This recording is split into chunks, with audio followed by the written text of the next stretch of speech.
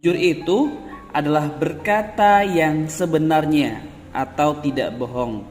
Rasulullah SAW dijuluki Al-Amin, yang artinya orang yang dapat dipercaya. Dalam sejarah Rasulullah pernah berjualan kurma pada usia 12 tahun. Beliau sangat jujur ketika berjualan. Jika ada yang kurang baik atau busuk, maka Rasulullah akan menjelaskan kepada pembeli. Rasulullah pun melaporkan hasil penjualannya itu kepada majikannya dan tidak pernah berbohong. Rasulullah SAW selain cerita di atas, masih banyak cerita-cerita tentang sifat Rasulullah yang jujur itu. Oleh karena itu, mari kita ikuti slide selanjutnya. Dalil.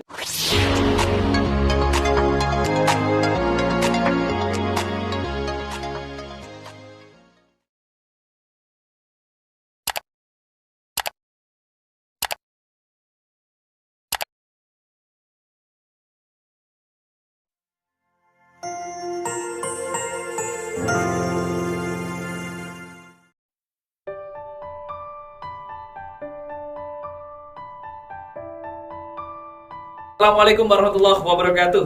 Bertemu lagi dengan Ustaz Taufik yang ganteng ya. Hari ini kita akan belajar lagi tentang PAI.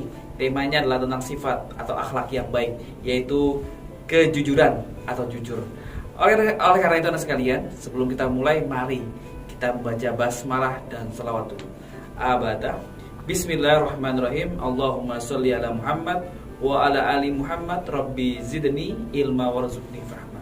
Oke anak sekalian, mau tahu apa itu jujur dan yang lainnya? Nah, karena itu simak video saat berikut ini. Bismillahirrahmanirrahim. Assalamualaikum warahmatullahi wabarakatuh. Anak sekalian, hari ini kita akan belajar tentang sifat jujur. Jujur adalah salah satu akhlak yang mulia, akhlak yang baik yang dicontohkan oleh Rasulullah SAW, sehingga beliau banyak dicintai bukan hanya orang muslim, tapi di luar muslim banyak yang mencintai Rasulullah karena akhlaknya, yaitu sifat terpujinya. Mau lebih dalam lagi? Mau lebih tahu lagi? Oke, ikuti video selanjutnya. Sebelum kita mulai, mari sama-sama kita membaca basmalah dan salawat. Abada. Bismillahirrahmanirrahim. Allahumma sholli ala Muhammad wa ala ali Muhammad. Rabbi zidni ilma warzuqni fahma. Amin ya rabbal alamin. Oke anak sekalian, ya, jujur itu apa sih? Jujur itu adalah berkata yang sebenarnya atau tidak bohong. Rasulullah SAW dijuluki Al-Amin, yang artinya orang yang dapat dipercaya. Dalam sejarah Rasulullah pernah berjualan kurma pada usia 12 tahun. Beliau sangat jujur ketika berjualan. Jika ada yang kurang baik atau busuk, maka Rasulullah akan menjelaskan kepada pembeli. Rasulullah pun melaporkan hasil penjualannya itu kepada majikannya dan tidak pernah berbohong. Rasulullah SAW selain cerita di atas, masih banyak cerita-cerita tentang sifat Rasulullah yang jujur itu. Oleh karena itu, mari kita ikuti slide selanjutnya. Dalil dalam Al-Quran atau petunjuk dalam Al-Quran terkait sifat terpuji, yaitu tertuang dalam surat At-Taubah ayat 119. A'udzu billahi minasyaitonir rajim. Bismillahirrahmanirrahim. Ya ayyuhalladzina amanu taqullaha wa kunu ma'as shadiqin. Yang artinya, wahai orang-orang yang beriman, bertakwalah kepada Allah dan bersamalah kamu dengan orang-orang yang jujur.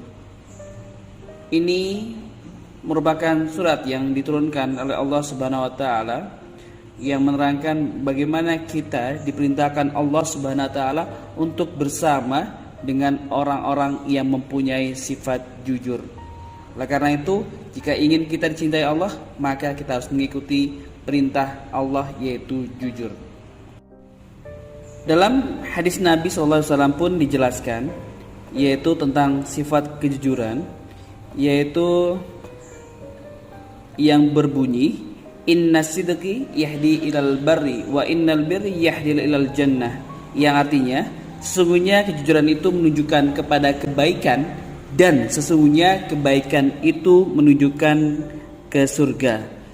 Anak sekalian, bagaimana ternyata sifat terpuji itu jika kita lakukan kepada siapapun, terutama kepada orang tua kita terdekat, maka insya Allah itu merupakan jalan menuju kita ke surga.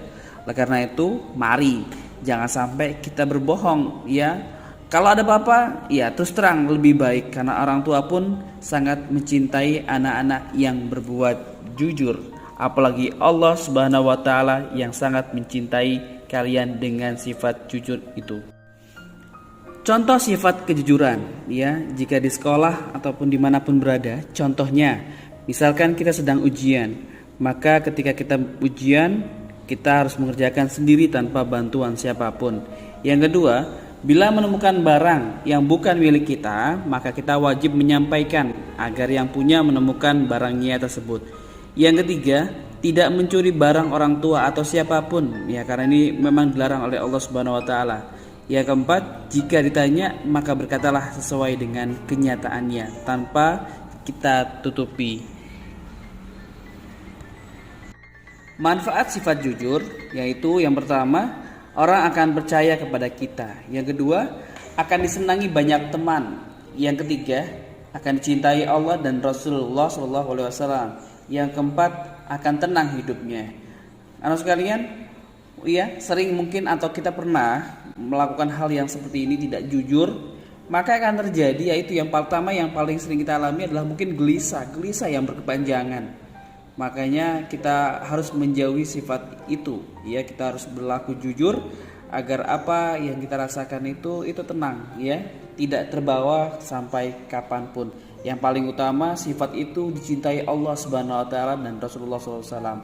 Dan tentulah kalau kita berbuat jujur, maka banyak orang-orang yang akan mencintai kita karena mereka percaya kepada kita semuanya. Oke, alhamdulillah anak sekalian, ya, kita telah sama-sama melihat atau mendengarkan paparan tentang sifat terpuji.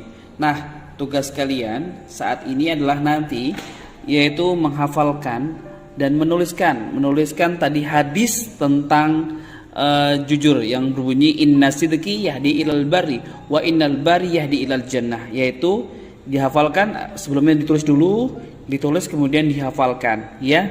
Semoga itu menjadi pelekat agar kita lebih hafal lagi dan kita bisa aplikasikan dalam kehidupan kita sehari-hari. Itu aja teman-teman sekalian, terima kasih banyak, sampai bertemu dengan pelajaran PAI kembali. Assalamualaikum warahmatullahi wabarakatuh. Oke, anak sekalian, alhamdulillah kita telah belajar tentang sifat terpuji yaitu kejujuran. Rasulullah SAW telah mencontohkan kepada kita semuanya tentang apa itu kejujuran. Oleh karena itu, kalau ingin mendapatkan syafaat beliau, mari kita belajar kemudian kita aplikasikan dalam kehidupan sehari-hari, terutama di rumah, ya. Kejujuran kita kepada orang tua dan sebagainya itu hal yang sangat penting. Oleh karena itu, mari kita jaga dan kita amalkan dalam kehidupan sehari-hari agar hidup kita lebih berkah, lebih bermakna. Oke, teman-teman sekalian, terima kasih banyak. Kita tutup sama-sama dengan membaca hamdalah, istighfar dan doa kafaratul majelis. Abatah, alhamdulillahirabbil alamin, astaghfirullah, subhanakallahumma wa bihamdika asyhadu an la ilaha illa anta, astaghfiruka wa atubu ilaik. Terima kasih. Sampai bertemu kembali dengan Ustaz Taufik. Assalamualaikum warahmatullahi wabarakatuh. Allahu Akbar.